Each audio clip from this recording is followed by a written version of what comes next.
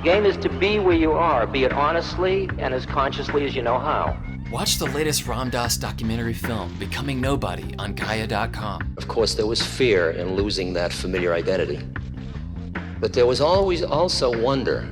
The Gaia.com library supports you with transformational content. See it for yourself and go to Gaia.com/BeHereNow and check out the Be Here Now playlist, curated just for you. Visit Gaia.com/BeHereNow and start your free trial today.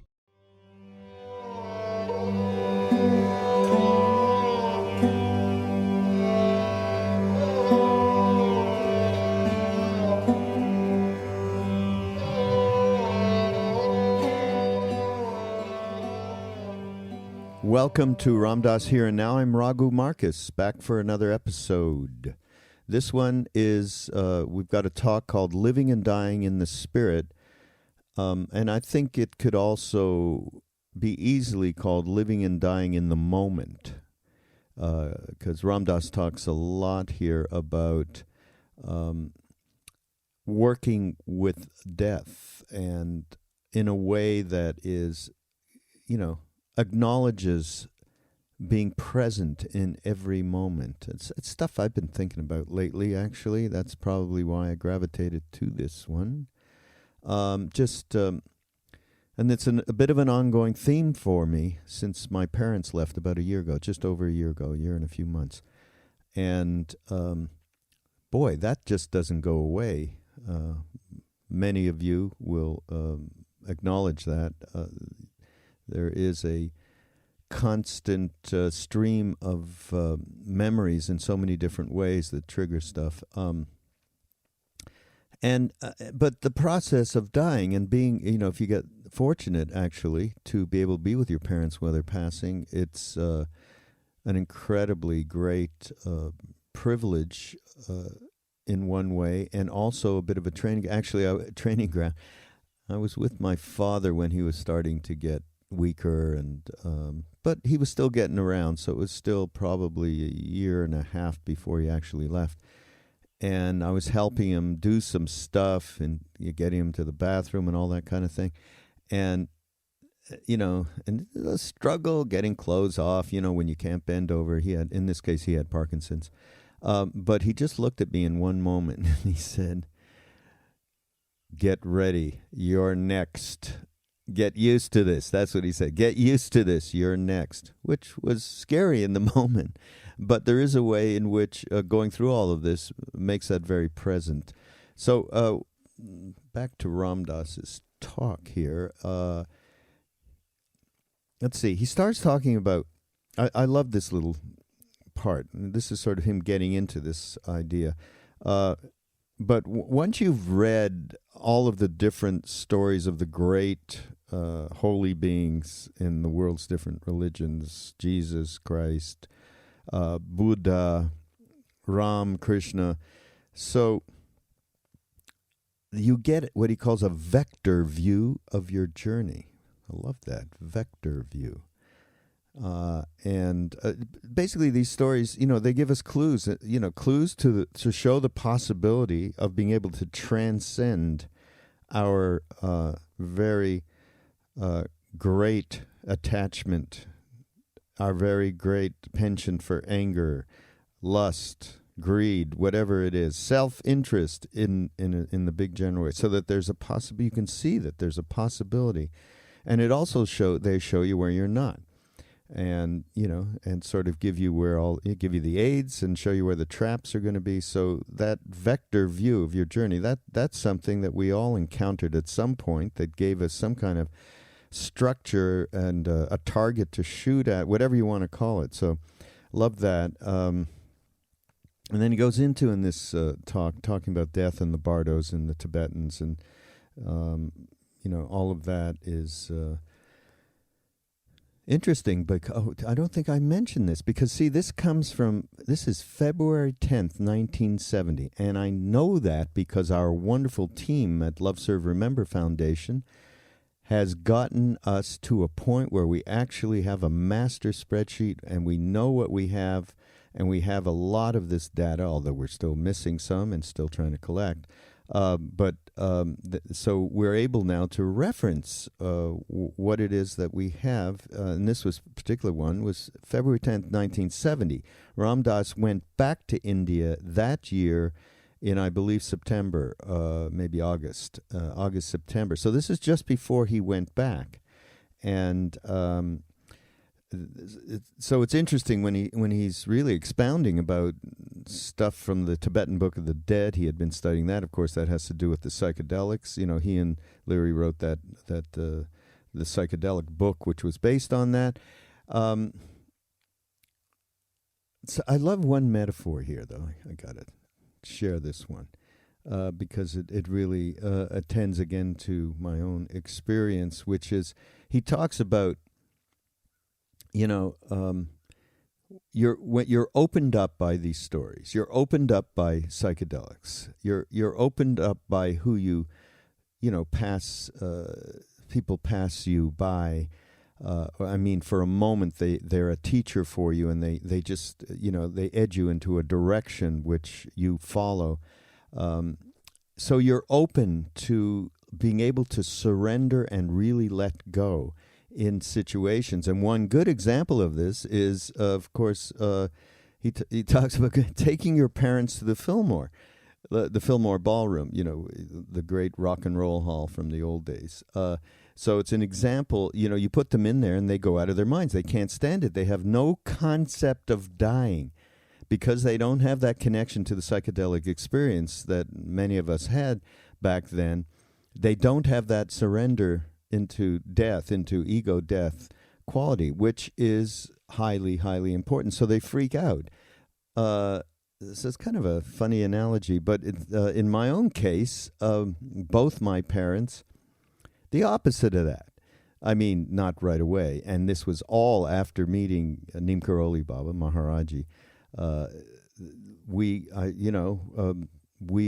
When I came back from India, and my first wife, mother of my children, and I got married in a teepee, on this farm that my father owned. And to my best recollection, people were pretty out there on psychedelics, including my dad. So this wasn't true of him, and for the most part, it probably is. And so this talk, so then it goes into, from that concept of, you know, being able to be comfortable with dying, is he goes into the talking about how that moment and that understanding precludes being able to just be here now and be in the present moment. That concept of surrender into it's, you know, there's a trust, there's a faith there, it's okay. And you had that training and you know, through psychedelics, of course, and then through many other mediums, including all the way, as I just discussed, being with your parents who are passing. So those are powerful transformers. And so he talks about it's apparent that what is evolving along with our consciousness is an entirely different concept, entirely different understanding and an approach to the reality of dying. So that starts to take the fear out of it, and you, on a daily basis, are bringing this surrender, you know, and the analogy for many of us is, of course, a psychedelic trip where you let go at one point with trust that it's all okay, even if you don't have a body. So living and dying in the spirit is the topic here. And thanks for the support, everybody. Please continue to do so. We have so many different initiatives going on with Love, Serve, Remember and ramdas.org. We're just about, we've gotten so much of this media digitized, cataloged, described, and keyworded so that you all can, everybody, all of us can find it fast and easy. And we had to change up the website to be able to accommodate that, and you're going to see that in the near future here. It's our summer project. It'll be done before the summer actually starts. But keep supporting us. We need it, and we appreciate it. And until next week, and Ram Dass, here and now. Now, every system that has been evolved by a being higher than the system, in other words, the words of the rishis were the realized writers who were the vehicles through which the law was spread forth. And in fact, all of the holy writings are just those things. They are the manifestation into word of the living spirit. They're the statement of the laws within the spirit.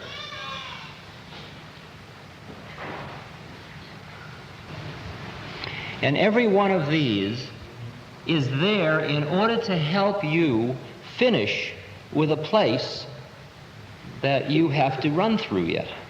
In other words, Christ as a message represents, the Jesus story represents a certain story. And by your opening yourself sufficiently to take in that story, the Buddha story represents a certain storyline. And for you to open yourself enough to take in the Buddha story, the Moses story, the Mohammed story, the Ram story, the Krishna story, the Shiva story. All of these are manifestations in order to give you clues, to give you keys. Now, often the clues are messages that show you where you're not, which is the only clues you really need at the moment. So you can get done with where you're not. Cook the seeds that are uncooked. So you can use, for example, astrology to give yourself a new vector view, take one, new vector view of your own journey. And that vector view will help you finish another place. All of these forms, enneagrams, exercises are all aids and they're all traps. They are all aids and they're all traps. And the problem is that when you have lived most of your life on one level and suddenly are handed the keys to understand the next level, the amount of power that you're given through it is so awesome to little you that you tend to get hooked. I mean, astrology is power. Because you know more when you understand astrology than you do when you understand the MMPI. That's the Minnesota Multiphasic Personality Inventory. Or an electroencephalogram. When you really have grokked astrology. But the thing is, if you're going to embrace it, use it, go on. The I Ching, the Tarot, all very high statements, the Tao, extraordinarily high devices for waking you up. Work with them, grok them, become them, and go on. You just eat stuff and out comes light. Just be a stuff converter. Just pass it up your spine. Pass it up your spine.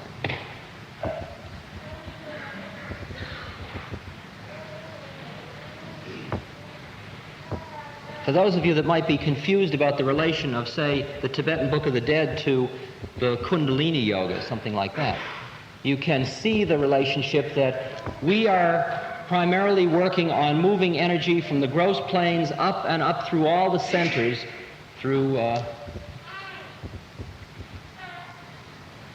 from the lower three centers up through to the seventh center. And when you die, then the Tibetan Book of the Dead is a description of the 49 days after that. See, what happens is you're first handed the full trip. You get the clear white light, first Bardo. And what the monk says to you who's hanging out with your dead body, he says to your spirit, he says, hang on, this is it. You know, let yourself open. But usually what happens is when a person dies, the light's too blinding because they haven't been ready for it, because they've got all these desires and attachments that keep them with finite vision. See, it's the same thing as there is an exercise in India for looking at the sun. You start at sunrise and you focus on the sun and you look directly into it without blinking until it sets. Okay? And the people that do it never damage their eyes, but a person in the United States who might turn on with acid and then look directly into the sun may burn out his retina. And the reason he might do that is because he's focusing, because he's attached, because he's trying to see. And it's only at a very high degree of complete giving up of ego that you wouldn't destroy your body that way. To be able to do it all day long, just sit in the desert.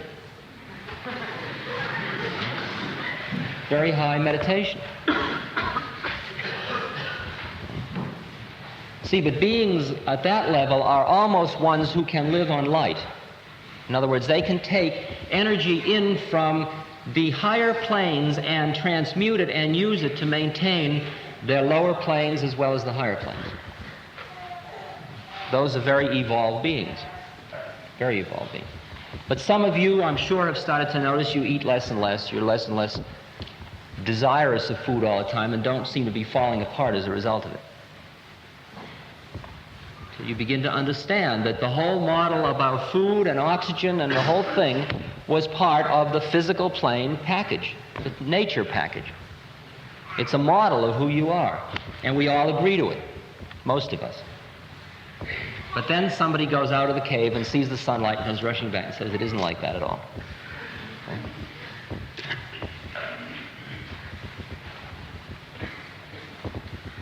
So when you die, you go into this first bardo, and then the monk says, hold on to it, but you can't, see, and it's so bright, unless you're a realized being at that point. Like Mahatma Gandhi, when he's shot, he doesn't go, I've been shot, or save the republic, or, like, or, get them, or, I love you, or anything. He just says, Ram, boom. Now, we've had enough run of assassinations in this country that we've got a comparative thing. How likely is it for any of the beings that were assassinated in this country to be thinking about the spirit, or be thinking in such a way as to free themselves at that point? Because as high and exquisite as the people were who were assassinated in many ways, high and low both together, they all had attachments. And that means they're right, they're going to come back. Because you only are finished with the round of births and deaths, with the wheel, when at the moment of death, you are so free of attachment that when that all and everything is you can be it. And you don't pull back. Like too much, man. Can't ever be too much, but all the energy, it's like forcing huge amounts of energy through a system. Just burns out the system. The wires just get crisp, just like that. Many of you have that experience. You turn on, you get huge amounts of energy, and you can't use it. You don't know what to do with it. It just hangs around. Because you haven't given up certain models of who you are, and those models are can only use little bits of energy. And you're overloading the circuits, and you say, man, it's too much. I lived with this fellow, Steve Durkee, a very high being, and every time I would say, oh, wow, too much, he'd say, no, just enough. So he got me, I'd get, oh, just enough.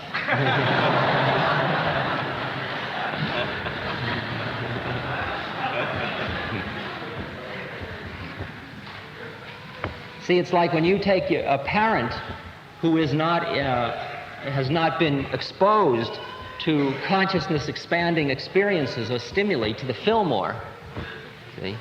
They often say, I'm getting a headache, see? How can you stand all this? All the projectors and all the sound and black lights and costumes and, the whole business. How can you stand it? Well, you can't stand it. That's the hope, see? That you can't stand it. That you say, okay, again. I die so hard. Here we go again. Go ahead, take me. Do with me, not my, but thy will. Not my, but thy will. That's what it's about. It's not the will of the cameraman up in the thing or the rock and roll band, because they're doing the will. And if they're not, it doesn't turn you on, because you only get turned on by the real spirit. And when the real spirit's there, man, you just open yourself to it. You can't bomb out that way, really. You spend so much time being frightened of demons, it really isn't worth it, because if you're pure in heart, it works. I mean, every fairy tale tells you it does. And they're all just as real as you are. I mean, Superman and Orphan Annie, they all exist on astral planes, see?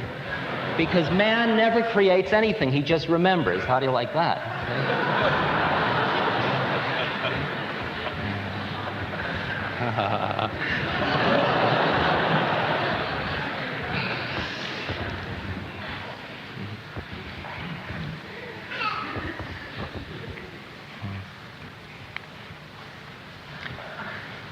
So then when the monk, it's apparent to the monk who is in charge of your death that you're not making it in the first bardo, he starts to tell you how to make it through the second bardo. He says, well, you've blown it on the 7th chakra, but now in the 6th chakra you could come out on this one and you don't have to be born again on the physical plane. So when you see this and see this groovy, you know. Okay? But for most monks they say, too much, much too much, still much too much. And so what the Book of the Dead, the Tibetan Book of the Dead is a description of each succeeding lower layer. Finally you get down to the 3rd chakra and the monk says, well, you're going to go back again. But when you go back, don't forget, when you get born again, do it quick this time by keeping in mind this. Then you forget that, and then he gives you instructions for lower ones, and finally you start the cycle again, because you weren't ready to wake up that round. So that it's very apparent that what is evolving also for along with consciousness is an entirely different concept and understanding and approach to the process of dying.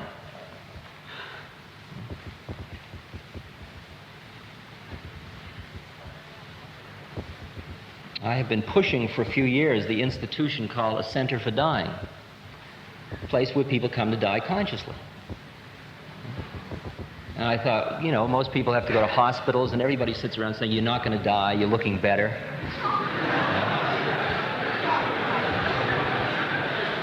Because everybody's freaked, see?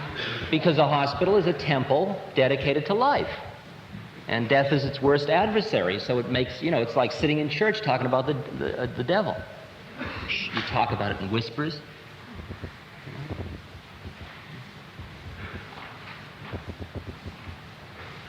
But some people are ready to die consciously.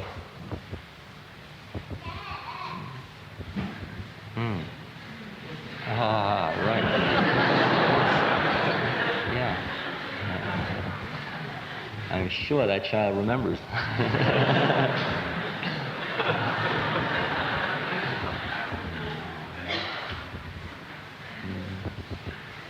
And then the old days I thought, well, obviously the people that have taken lots of something or other who's known about this will be the perfect guides.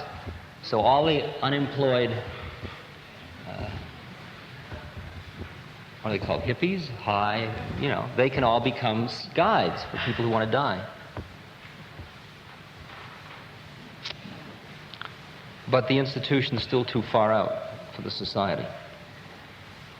Although in India you can go to the burning ghat where people, it blew my mind in Benares, because I came to Benares, the Kashi, the city where Indians go to die, because when they die in that city they are totally liberated. You see, they've consciously chosen to come to that city to die, to be burned on the holy burning ghats, because at that point they become one and they're done. And so I would walk down the street, sometimes high on something or other. This was before I met my guru. And I would look at these people, and they would be dragging themselves across the street, and they'd be wearing a loincloth, and attached to the loincloth would be a little pouch which would have in it the money necessary for the wood for the fire, which would be roughly about $2.80. And they had made it. They were lame and sick and starving, and they would drag themselves around waiting for this moment, knowing it was about to come. And I walked through the streets, me, Western, with my American Express traveler's checks and my camera and my whole scene, feeling sorry for them. Look at these poor beings. Oh, this is what India's about. What a terrible economic... We've got to do something for these people. Get them off the streets.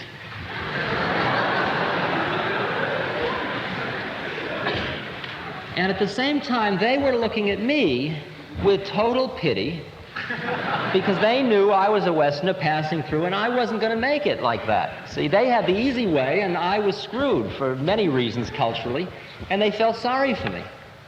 And we sat there and stood there and passed each there, feeling sorry for one another. And it was only later I began to understand where their heads were at. But see, you don't know when that moment's going to be. You don't know the moment you're going to die unless you're already finished. Then you know. Holy beings in India know the moment, and they say next Tuesday at 3 and next Tuesday at 3. They turn around 3 times, sit down, and leave their body. They send a message, next Thursday I'm leaving my body, come on by. Okay? Ramana Maharshi, when he was dying of cancer, and all of his devotees were crying and saying his arm was all cancer, they said, Ramana Maharshi, you know, Bhagwan, God, you know, God incarnate, you are it all. Why don't you save your body? He says, no, it's finished its trip. It's time to go. And they said, don't leave us. And he said, don't be silly. Where can I go?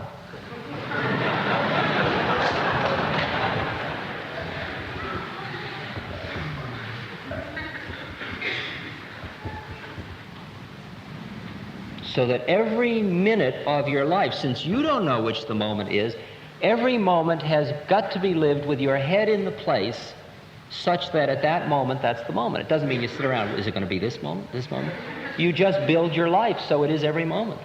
Every moment is the moment of death and rebirth. You get to live that way. Because life and death become so intimately involved with one another that finally they merge and you're both at the same moment. You're both dying and you're being born, always, again and again, every moment. Look, I am making all things new, says Jesus, over and over again. It's all a fresh moment. It's the eternal present. It's happening for the first time. Your child walks down the steps and it's Buddha meeting Buddha for the first time in the morning over the moo tea and rice or orange juice and coffee or whatever it is. It's always the first time again. Because it's just been manifest, just that moment. All over it. See, but knowing about the end point finally creates in you, grokking, feeling about that end point, creates in you the thirst for tapasya, for austerities, for burning by fire. How do you like that? It's like you're looking to become a moth to walk into the flame. You're looking for methods to burn out your impurities. You're looking for techniques to get done.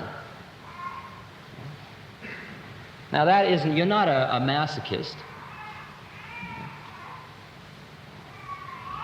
It's not at that level at all.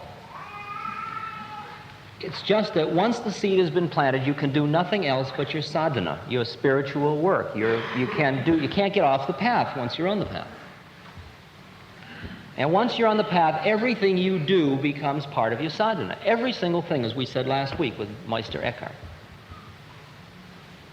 Everything becomes part of your path.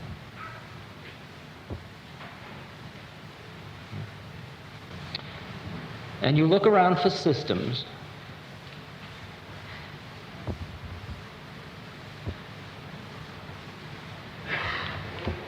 and some of you reach out to systems such as those enunciated by Georges Gurdjieff, some through the church and through Christian mysticism, some through Hatha Yoga and Eastern yogic disciplines.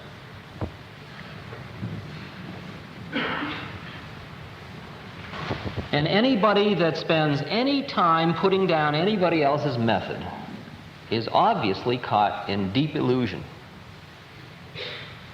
It's very poignant. because it all is the spirit and it all works if you bring to it a pure enough heart. It may well be bhakti is the way in the Kali Yuga, but all the other ways are the same thing when you are pure.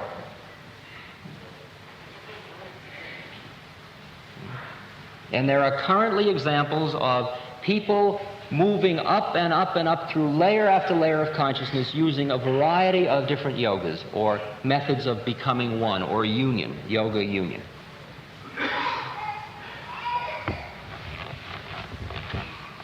The method that I have been working with is called Raja Yoga or Ashtanga Yoga. I did not go seeking Raja Yoga. Raja Yoga was laid on me. I didn't ever seek anything. It all just happened to me. It was as if when I was a psychologist, I saw with the eyes of a psychologist, and then the mushroom was laid upon me, and then I saw with the eyes of a visionary, and then my lack of discipline made me something happen, and then a system is laid upon me, which now I see with the eyes of a yogi. Every step as you get into each new place in your consciousness, you look back on your whole life history and you see that it all had perfect meaning from this place too. And that a lot of things that seemed background become figures suddenly.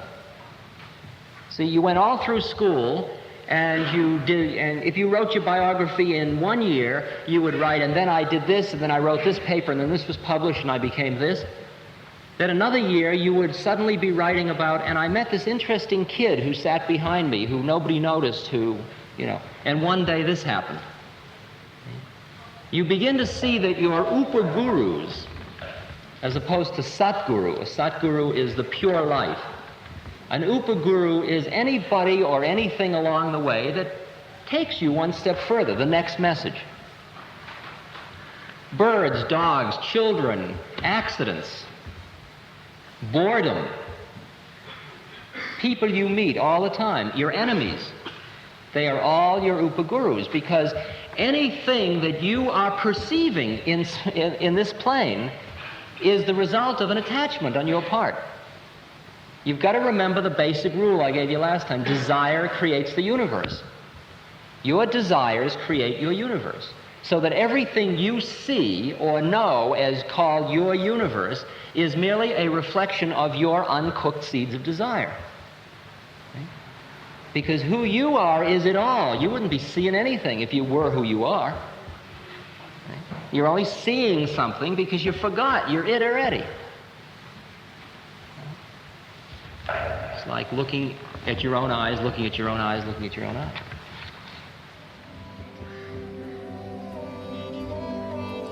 This podcast is brought to you by the Love Serve Remember Foundation and ramdas.org. We appreciate you listening, and we appreciate all the support that you've given us. Please continue that support and donate at ramdas.org. We can then continue to share what Ram Dass has been sharing for all of these years. Thank you.